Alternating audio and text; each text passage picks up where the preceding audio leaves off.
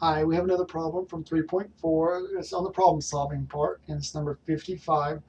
I kind of gave you the shortened version of this problem, kind of put it down in just kind of a few little words. But it's a credit card bill, and the bill is due, all of it, if the bill is less than $10. If you made a very small purchase that month, and the total bill was less than $10, the whole bill is due.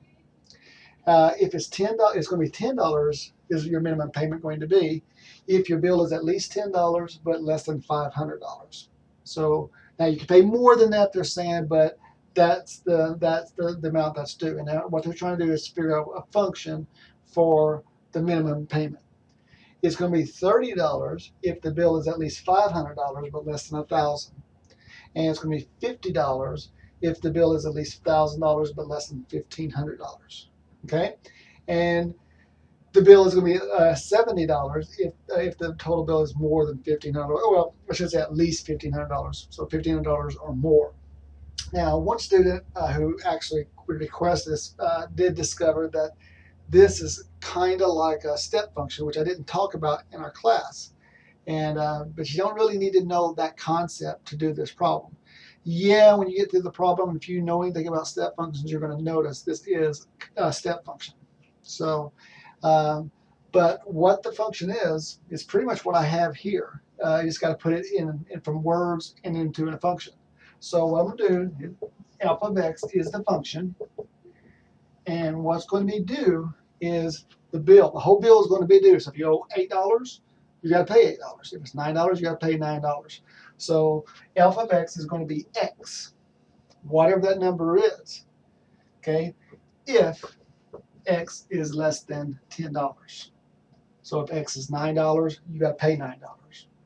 If the bill is $2, then you got to pay $2. Okay, now it's going to be $10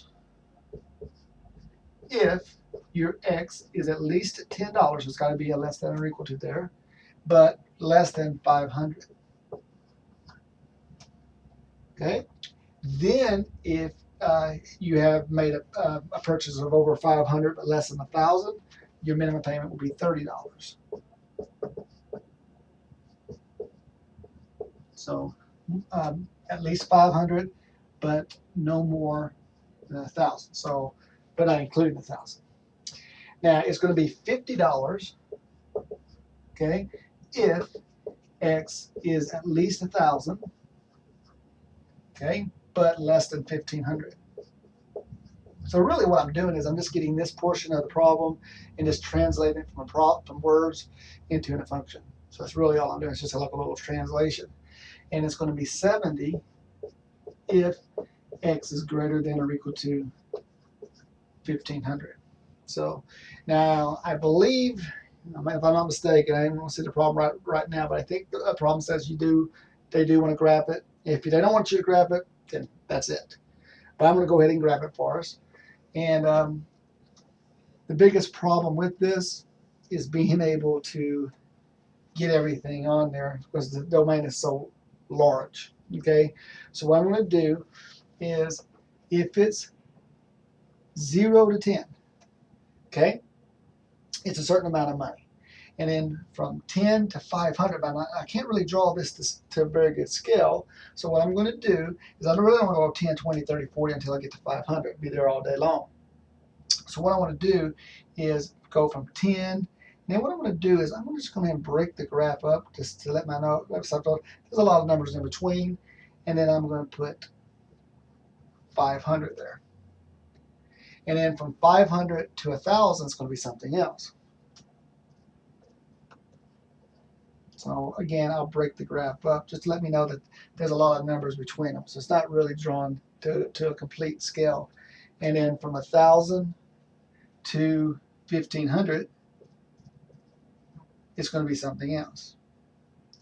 Now, some people choose not to even draw these little breaks, and that's okay. I mean, some people just make it solid and let the person figure out for themselves the scaling of it, and that's okay. That's okay. So if you'd rather not do the break-in, you're not used to that anyway, that will be fine. So then, now, if it's between 1,000 and 1,500, you notice it's $50. So it's kind of a breakdown, 10, 30, 50, 70. So what I'm going to do is I'm going to kind of do this way, 10, 20, 30, 40, 50, 60, and 70. Now remember, if it's over $1,500, it's going to be $70. $1,500 right there. It's way up here, so it's about there, and it stays $70 past that. Okay. Now between 1,000 and 1,500, so between here and here, it's only going to be $50. So you go up to $50.